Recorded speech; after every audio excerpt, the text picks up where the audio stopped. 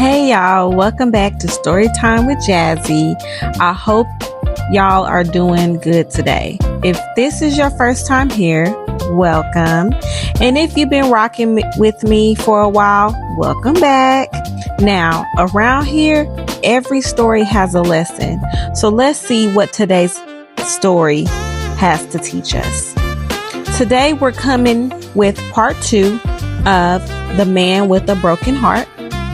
Now listen, if you haven't watched part 1 yet, baby, go and watch that first. Because if you don't, you're going to be sitting here confused wondering why Darnell is acting the way he's acting. So go ahead. I'll wait. Okay, y'all back? All right, cool. Let's get into it. So when we left off, Darnell had met Krystal, and baby, they were good. Like good. They laughed together, traveled together, hung out together. They genuinely enjoyed each other's company. And Krystal, she was laid back, down for whatever. She wasn't controlling. She wasn't insecure. She wasn't questioning every little thing. She was just easy to love. Now, after about a year of dating, they decided to move in together. And let me tell y'all, Darnell was on cloud 9. For the first time in a long time, life actually felt peaceful. He finally felt like maybe this is it. Maybe I found my person. But there was still something he never told Krystal. He loved her. He really did. But he couldn't bring himself to give her his whole heart. See, some of y'all know exactly what I'm talking about. You can love somebody and still be scared to fully trust them, because every time you've loved before, you got hurt. Every time you opened your heart, somebody dropped it. That was Darnell. He wanted to trust her. He just didn't know how. So even on his happiest days, there was always this little voice in the back of his mind saying, "Don't get too comfortable. She's gonna leave you." Now, hold on, y'all. Don't miss this. See, this is why healing is so important. Because if you don't heal, you start expecting people to pay for things they never did. Krystal wasn't Janine. She hadn't betrayed him. She hadn't broken his heart. But Darnell's wounds couldn't tell the difference. Y'all, unhealed pain has a way of making innocent people pay for guilty people's mistakes. All right, back to the story. As their relationship got more serious, they started introducing each other to their families. And baby, that's when everything started changing. Now, don't get me wrong. Both families love Darnell and Krystal individually. Keyword individually. Okay, y'all got that individually. But together, not so much. Little comments started slipping out. Side eyes, long sighs, those little slick remarks people make, then act surprised when you get offended. And if we were being honest, it wasn't just one family, it was both. Everybody had an opinion. Everybody had advice. Everybody thought they knew what was best. The problem was, instead of leaving those opinions outside the relationship, they brought them home. Little by little, those words started planting seeds. Seeds of doubt, seeds of insecurity, seeds of suspicion. And y'all know who loves planting seeds? Satan. Because if he can get one little thought in your head, he'll let you do the rest. Now, hold on, y'all. Let's talk about this. The enemy usually doesn't destroy relationships with one big explosion. He starts with one little thought. Maybe he doesn't love you like he says. Maybe she's hiding something. Maybe you deserve better. Then he sits back and lets your imagination water the seed. That's why you have to guard your mind, because every battle doesn't start with an action. Sometimes it starts with a thought. All right, back to the story. Now, those little seeds didn't ruin the relationship overnight.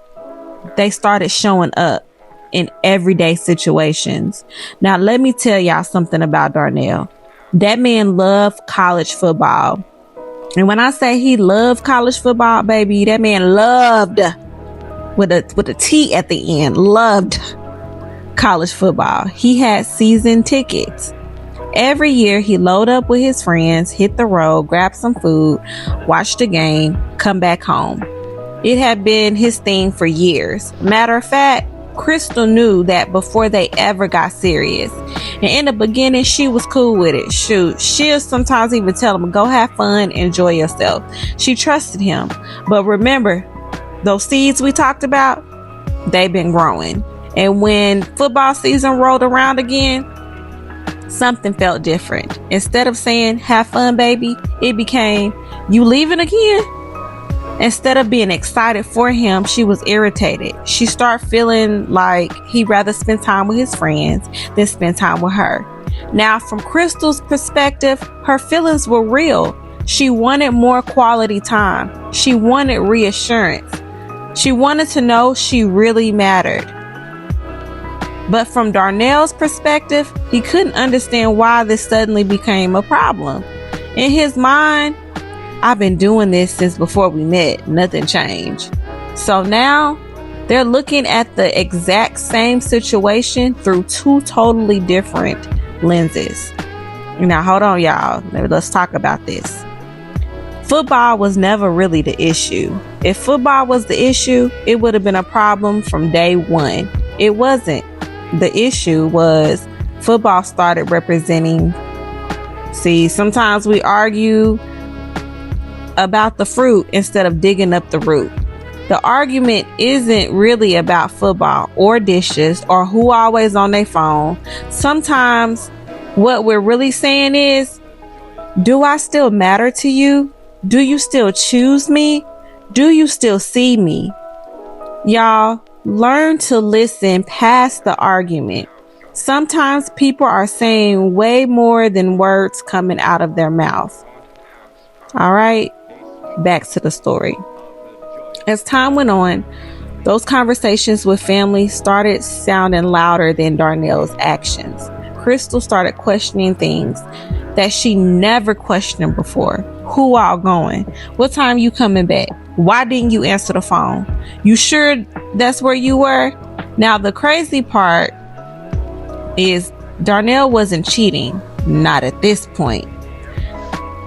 He really was where he said he was. But because Krystal had started viewing him through fear instead of trust, every unanswered phone call, every late text, every little thing started to look suspicious.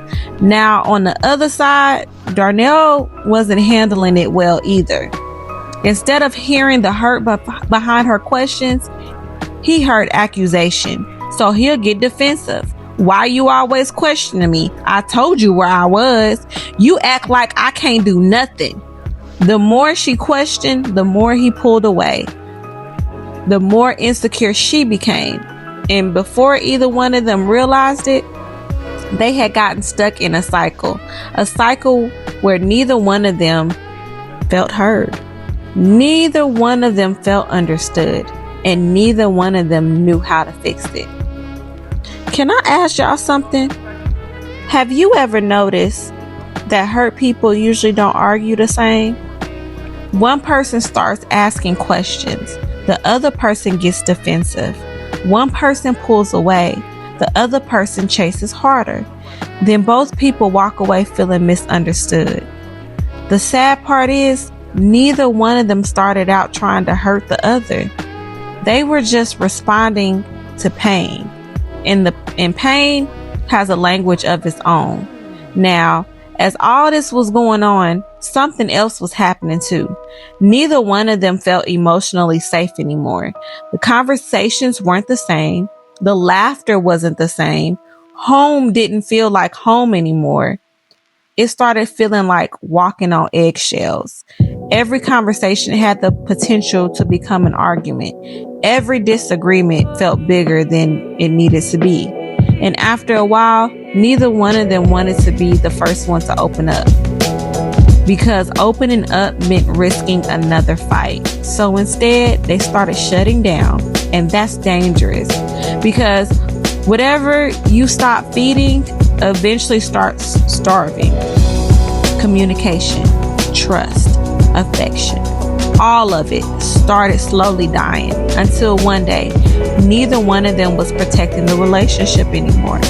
Darnell started entertaining conversations with other women behind Krystal's back. Nothing physical, at least not at this point. Just conversations, somebody to laugh with, someone who wasn't arguing with him, someone who made him feel appreciated. And in his mind, he justified it. We're just talking. It ain't that serious. She just listens. Meanwhile, Krystal had grown tired too. She started to talk to other men behind Darnell's back, looking for someone who made her feel heard, someone who made her feel important, someone who noticed her. See, both of them was trying to fill a void. They were just filling it with the wrong people. Now, hold on, let's talk real quick. Can I be real with y'all? Emotional cheating doesn't usually start with flirting. It starts with comfort. The moment someone outside your relationship becomes your safe place, you need to check your heart. Because the enemy doesn't care how he gets in. If he can't get in through the front door, he comes in through a conversation. He'll come through a DM. He'll come through someone whose quotations just understands you. Be careful who gets your vulnerability, because your vulnerability is valuable. Everybody shouldn't have access to it. Y'all keep that in mind. But let's get back to the story. The crazy part was neither one of them were getting what they were looking for. The more they looked outside the relationship, the emptier they became. Every secret conversation, every deleted message, every hit notification pushed them a little further apart. Trust was slipping away, one decision at a time. Now, don't get me wrong, Krystal wasn't perfect, but neither was Darnell. See, whenever conflict shows up, Darnell's first instinct wasn't to communicate the parts of his emotions that he thought made him look weak. He didn't have a problem expressing anger. He didn't have a problem expressing frustration. He didn't have a problem telling you he was irritated. But saying, "You hurt me," that was hard. Saying, "That triggered something in me," that was even harder. Saying, "I'm afraid you're going to leave me," baby, that wasn't happening. Because to Darnell, those were weak emotions. Or at least, that's what he convinced himself. So instead of expressing the pain, he buried it, pushed it down, ignored it, and hoped it'll go away. But pain doesn't disappear. Just because you stop talking about it, it finds another way to come out. Sometimes it comes out as anger, sometimes it comes out as distance, sometimes it comes out as silence, and sometimes it comes out in decisions that hurt the people we love the most. Can I ask y'all something? Who taught you how to process hurt? Seriously, think about it. When your heart got broken, who set you down and taught you how to grieve it in a healthy way? Who taught y'all how to forgive? Who taught you how to heal? A lot of us wasn't taught. We were taught to get over it, to be strong, to keep moving. But buried pain is still pain. And if you don't deal with it, it'll eventually start making decisions for you. Now, even though things weren't good, neither one of them wanted to give up. They kept holding on, kept believing things would eventually get better. And then something happened that gave them both hope all over again. Krystal found out she was pregnant with twins, y'all. They were excited. Over the moon excited. They start talking about baby names, planning the nursery, dreaming about what life was going to look like. For a moment, all the arguing, all the tension kind of faded into the background. Both of them thought, maybe this is our fresh start. Maybe this is exactly what we needed. But here's what they didn't realize.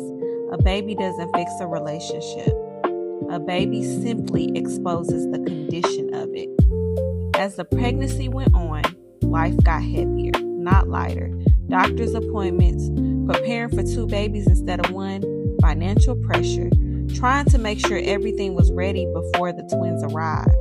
And while this was Krystal's first time becoming a mother, Darnell was stepping into fatherhood all over again. Only this time, he wasn't preparing for 1 baby.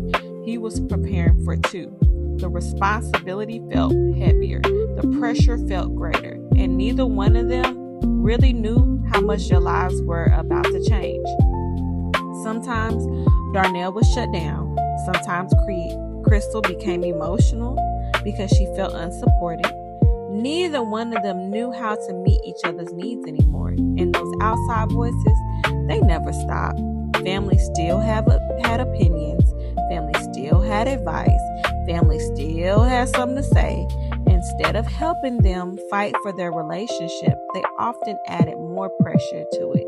Then the twins were born. A beautiful baby boy and a beautiful baby girl. For a little while, everything else disappeared. The arguments got quieter. The smiles came back. Hope came back. Watching Krystal become a mother, watching those babies wrapped around his fingers, Darnell started thinking, maybe I should marry her. Maybe we really can make this work. For a moment, it felt like they had found each other again. Now let's pause real quick. Can I help somebody real quick? A ring doesn't fix brokenness. A baby doesn't fix brokenness. A new house doesn't fix brokenness. A new job, a new city, even a new relationship doesn't fix brokenness. Because wherever you go, you take you with you. If healing doesn't happen on the inside, no outside change will ever be enough. All right, back to the story. Eventually, life settled into its new normal. The sleepless nights, the diapers, the bottles, the exhaustion, trying to balance being parents while still trying to be partners. And little by little, the arguments came back, only this time they hit differently. Because now they weren't just 2 people arguing, they were 2 exhausted parents trying to survive. Both of them felt unappreciated. Both of them felt misunderstood. Both of them felt alone while living under the same roof. And by this point, the trust was almost gone, if it wasn't gone, because I think it left the building a long time ago. But that's just my opinion. Every notification became a question. Every late response became an argument. Every hidden phone felt suspicious. Neither one of them fully believed the other anymore. Not because there was proof every single time, because the relationship had become built on assumptions instead of security. What started as 2 people deeply in love had become 2 people trying to protect themselves from each other. Then one day, it all exploded. Y'all know those arguments, the ones where someone goes low and then the other person says, oh, that's what we doing? And they go lower. Yeah, one of those arguments. Things were said that neither one of them could take back. Things were said that neither one of them could forget. It was bad, real bad. When Darnell walked out of that apartment, he already knew he wasn't coming back. As he drove away, one thought just kept replaying in his mind. Maybe love wasn't for me. Maybe some people aren't meant to be loved. And some people are just meant to be loved. And just like that, another relationship was over. Another heartbreak, another disappointment. But this time, something was different. Darnell wasn't angry. He wasn't trying to prove a point. He wasn't trying to make Krystal jealous. Honestly, he was just tired. Tired of arguing, tired of disappointment, tired of getting his hopes up, only to watch everything fall apart. So he made a decision. From that point forward, his focus was going to be his children. That's it. Being a good father, showing up to football games, helping with homework, going to school programs, celebrating birthdays, making memories, making sure his kids never question whether their daddy loved them. Because if there was one thing Darnell understood, it was what it felt like growing up carrying hurt, and he refused to let his children carry that same weight. Now, as far as relationships were concerned, he was done. Or at least that's what he told himself. Sure, he'll casually date here and there, but nothing serious. No commitments. No talking about forever. No giving away pieces of his heart. That chapter was closed. Oh, so he thought. Because we all know God has a funny way of interrupting our plans. Darnell went back to casually dating, but every relationship ended the same way. Different women, different personalities, same end. Can I ask y'all something? Have you ever noticed sometimes we keep blaming different people when the real issue has been following us the whole time? See, the addresses change, the phone numbers change, the faces change, but Darnell's heart never changed. And until your heart changes, your relationships usually won't either. But let me get back to the story. A few years later, Darnell reconnected with an old friend named Sandra. Now, Sandra wasn't somebody new. He had known her for years. Matter of fact, Sandra had seen different versions of Darnell. The happy Darnell, the heartbroken Darnell, the guarded Darnell. After moving back to town, the two started talking again. Nothing serious, just catching up, talking about life, laughing, sharing old memories, enjoying each other's company. And honestly, that's exactly what Darnell needed. There wasn't any pressure, no expectations, no drama, just peace. As far as Darnell was concerned, Sandra was just a friend, nothing more, at least. That's what he thought. But Sandra had a story too. See, from the outside, Sandra looked like she had it all together. She smiled, she laughed, she encouraged other people, she carried herself with confidence. If you met her, you would have thought life had been pretty good to her. But appearances can be deceiving. Because behind that smile was a woman carrying wounds she learned to hide. Heartbreak, disappointment, broken promises, loneliness, questions she had cried to God about when no one else was around. She knew what it felt like to smile in public and cry in private, to encourage everybody else while secretly wondering if anyone would ever choose her. See, everybody doesn't wear their brokenness the same way. Some people become angry. Some people become isolated. Some people build walls. And there were people like Sandra. People who became experts at making everybody think they're okay. She wasn't healed. She had simply became really good at hiding where she hurt. Y'all don't miss this. Listen up. Some of the strongest looking people are carrying the heaviest burdens. Just because somebody smiles doesn't mean they're okay. Just because they keep showing up doesn't mean they aren't hurting. Sometimes the people checking on everybody else need somebody to check on them. That's why we have to stop assuming we know what people are carrying. Everybody is fighting something. But let me get back to the story. And maybe that's why Darnell and Sandra understood each other so well. Neither one of them had to explain what broken felt like. They already knew. The only difference was that Darnell wore his pain on the outside and Sandra wore horrors on the inside. Funny how God sometimes sends healing wrapped in a friendship when you're convinced you'll never love again. See, sometimes we ask God to remove the pain, and instead, He sends people who expose it. Not because they're meant to fix us, but because God often uses relationships to reveal the places he still wants to heal. And Darnell had no idea that one conversation, one cup of coffee, one old friend was about to start a journey that would change both of their lives forever. And baby, we'll talk about that next time. Stay tuned for part 3 of The Man with the Broken Heart, because trust me, things are about to get real interesting. You know, as I was putting this story together, it made me think about something. Life is really a roller coaster. One minute, everything is going great. You smiling, making plans, dreaming about the future. And then life hits. One phone call, one betrayal, one bad decision, one moment. And suddenly, nothing looks the way it used to. But can I ask y'all something? Have you ever noticed the enemy rarely shows up looking like destruction? Sometimes he shows up looking like offense. Sometimes he shows up looking like insecurity. Sometimes he shows up looking like fear. Sometimes he show up looking like maybe it's not that big of a deal.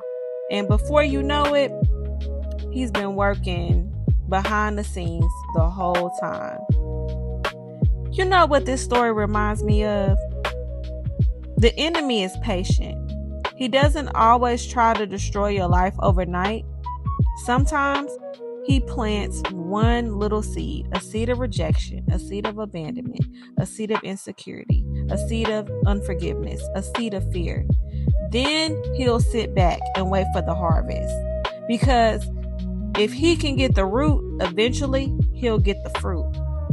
That's why the Bible tells us in John 10:10, the thief's purpose is to steal and to kill and to destroy. My purpose is to give them a rich and satisfying life. The enemy wants to steal your joy. He wants to steal your peace. He wants to steal your purpose, steal your identity. He wants to kill your dreams, kill your hope, kill your relationships. And if you let him, he'll try to destroy everything God has planned for you.